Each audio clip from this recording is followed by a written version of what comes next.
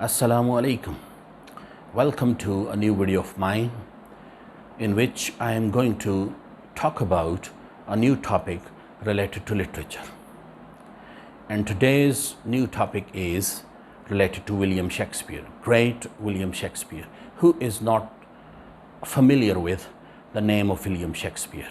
William Shakespeare is a great poet and a great playwright in the history of English literature.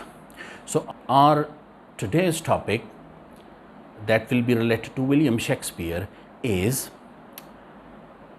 Shakespearean Tragedy. William Shakespeare is a great tragedy writer, right? And what are the chief characteristics? What are the chief features, main features of his tragedy? We are going to discuss that, but before that, we must discuss an introduction to this topic. It is believed that William Shakespeare is a multi-talented sort of a dramatist, a multi-dimensional kind of a dramatist who is capable of writing dramas in all the forms and in all the shapes. He is capable of writing tragedies, he is capable of writing comedies, and he is also capable of writing historical plays, right? He produced all these three types of dramas during his lifetime, and he achieved equal greatness in all these three forms of drama: tragedy, comedy, and historical plays, right? When William Shakespeare wrote tragedies, then he achieved robust success in the writing of tragedies. He proved his talent, he proved his mettle, he proved his genius in the writing of tragedies. He produced such great tragedies that some of the critics came up with a view that William Shakespeare is born to write tragedies. So it means that William Shakespeare is quite capable of writing tragedies. In fact, he produced great tragedies and he proved to be a great tragedy writer in the history of English drama. Then when he started writing comedies, the same critics came up with the view that William Shakespeare is born to write comedies because he produced such great comedies, such great types of comedies in the history of English drama, that the critics came up with the view that William Shakespeare is born with the talent, born with the inborn capacity to write comedies. This also shows that William Shakespeare's genius is multi-dimensional. He has a flexible genius which he can adapt to any form of drama, any type of drama, whether it is tragedy or whether it is comedy.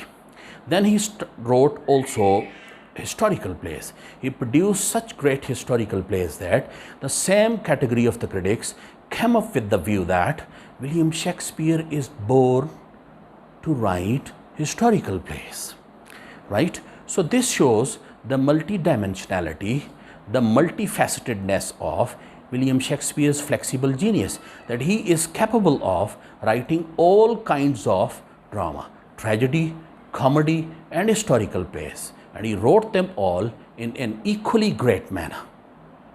So this was the introduction to the topic, that William Shakespeare has a flexible genius, an adaptable genius, which he can adapt to any form of drama. So let's discuss the main characteristics of William Shakespeare's tragedies. First and the foremost characteristic of the tragedies of William Shakespeare is that every William Shakespeare's tragedy is story of one man. Every Shakespearean tragedy is about the life of one man. It is the story of one man, right?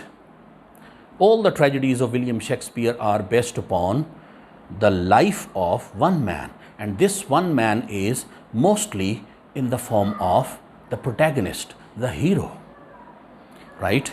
Take up the example of any tragedy of William Shakespeare, especially four great tragedies of William Shakespeare: Hamlet, Othello, King Lear, all of them, and Macbeth, all of them they are the stories of one man. They are about one man. Take the example of Hamlet, the greatest tragedy by William Shakespeare. In this tragedy, the story revolves around the personality, the person, the character of the protagonist, that is Hamlet. Everything in the tragedy of Hamlet gets its meaning out of the character and the personality of Hamlet, because he is the pivotal point of the story. He is the nucleus of the story. He is the central point of the story.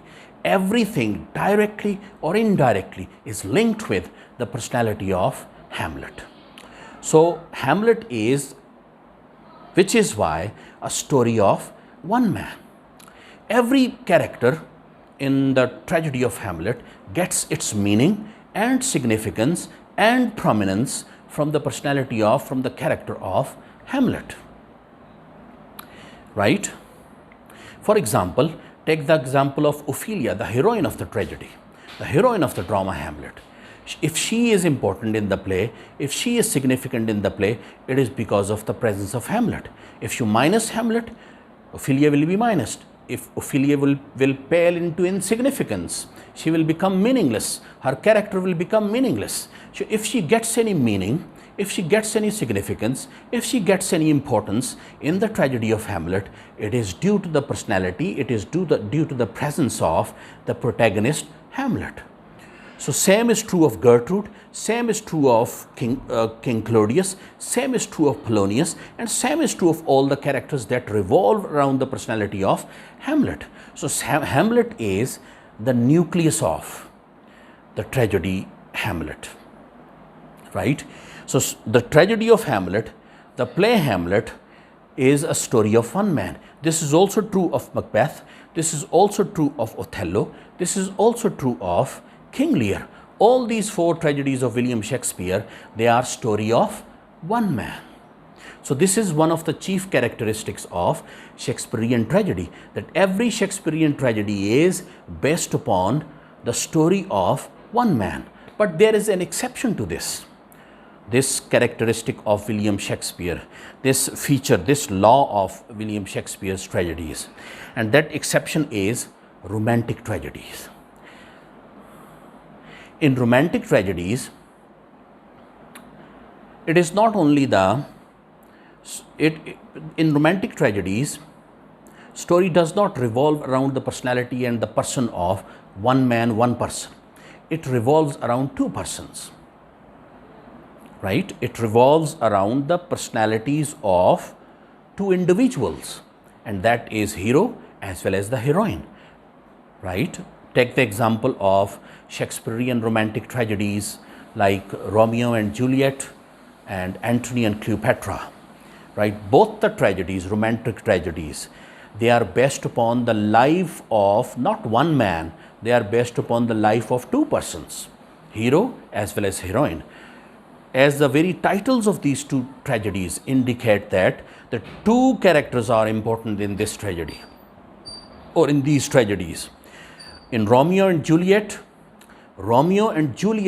two individuals are important in this tragedy, and same is true of Antony and Cleopatra, right? The very title indicates that it is the play, it is the tragedy, it is the story about two personalities, two characters, not about one character. So this is an exception. Rest of the tragedies of William Shakespeare are based upon the story of one man, and this one man is mostly the protagonist, mostly the hero. So this is the first important characteristic of every Shakespearean tragedy. Next important characteristic of every Shakespearean tragedy is suffering and tragic death. In Shakespearean tragedy, hero is shown to be suffering and suffering and suffering and dying a tragic death. But the suffering of the tragic hero in every Shakespearean tragedy begins after a certain point in his life, and that point in his life is when he commits an error of omission or error of commission. He commits two types of errors, either of omission or error of commission. Error of omission is the one when hero is demanded by the circumstances that he should commit an action. He should not omit it, but he omits it. He leaves it out. He does not commit it, because of which he commits an error of omission. Whereas on the other hand, error of commission is the one in which situation demands from the hero that he should not commit an action. He should omit it. He should leave it out, right? He does not leave it out. He rather commits it. The moment he commits it, in this way he commits an error of commission. So this is true of all the great tragedies of William Shakespeare. All the great tragedies of William Shakespeare have this point, right? For example, in Hamlet, Hamlet is demanded by the circumstances, Hamlet is asked by the circumstances that he should commit an action. He should not omit it. He should commit the duty of revenge of the murder of his father. But instead of committing it, he leaves it out. He postpones it. He delays it. He procrastinates it, because of which he commits an error of omission. And from this point onwards, his sufferings begin. Then he suffers and suffers and suffers and dies a tragic death because of this error of omission. Whereas on the other hand, in the tragedy of Macbeth, there is error of commission. Macbeth should have omitted an action, but he does not omit it, he rather commits it. Situation demands that he should not commit the murder of King Duncan, whereas he commits it. He does not omit it, right? So in this way, he commits an error of commission, whereas Hamlet commits an error of omission. Macbeth commits an action which becomes an error. Hamlet omits an action which becomes an error. So both the tragedies are the beautiful examples of error of omission as well as error of commission. So sufferings in every Shakespearean tragedy begins in the life of the protagonist after he commits this error of omission or error of commission. So this is the first important factor behind the suffering and the tragic death of every Shakespearean hero, every Shakespearean protagonist. Next important aspect of the sufferings that fall upon the tragic hero in Shakespearean tragedy is that these sufferings are not limited to, not confined to the personality of the protagonist, the personality of the hero. Rather, they also takes into compass certain other characters who are perfectly innocent, who do not commit any error, who do not commit a mistake because of which they should suffer, right? And the best example is that of Hamlet. Hamlet suffers and dies a tragic death. Not only he who suffers and dies a tragic death, but along with him, there is another character in the form of Ophelia. Ophelia, because of the indifference of Hamlet, she also suffers and goes crazy and drowns into a stream and dies a tragic death. So, along with the guilty hero, perfectly guiltless characters, they also suffer and die a tragic death in every Shakespearean tragedy. So this is the next important aspect of suffering and tragic death of every Shakespearean tragedy, right? So we have discussed 3 points in this point, that is suffering and tragic death as a feature of Shakespearean tragedy.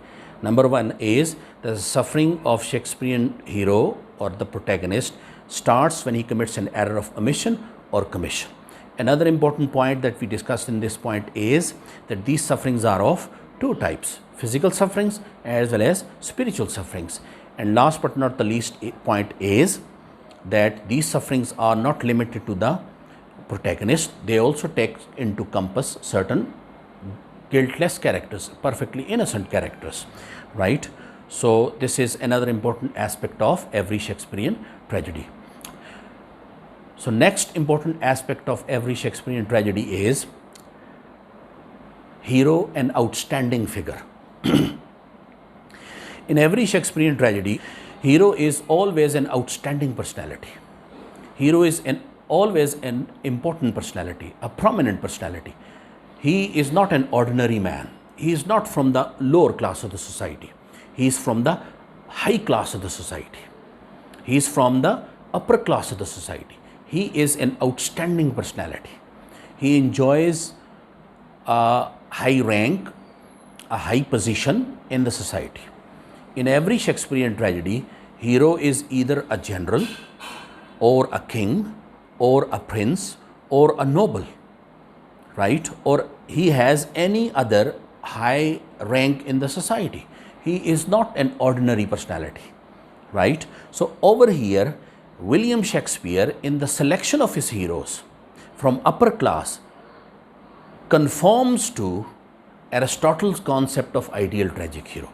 Aristotle believed that a tragic hero must be a man from high class of the society. He must be a man from high class of the society. He must not be from the lower classes of the society, right? According to Aristotle's concept of tragic hero, William Shakespeare creates his heroes from upper class of the society.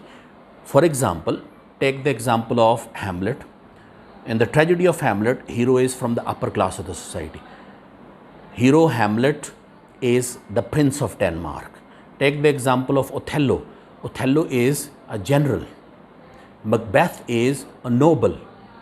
King Lear is a king, right? In all these four great tragedies, hero is not an ordinary personality. He is an important personality and he is from upper class of the society. This is the next important aspect of every Shakespearean tragedy, that hero is an outstanding personality.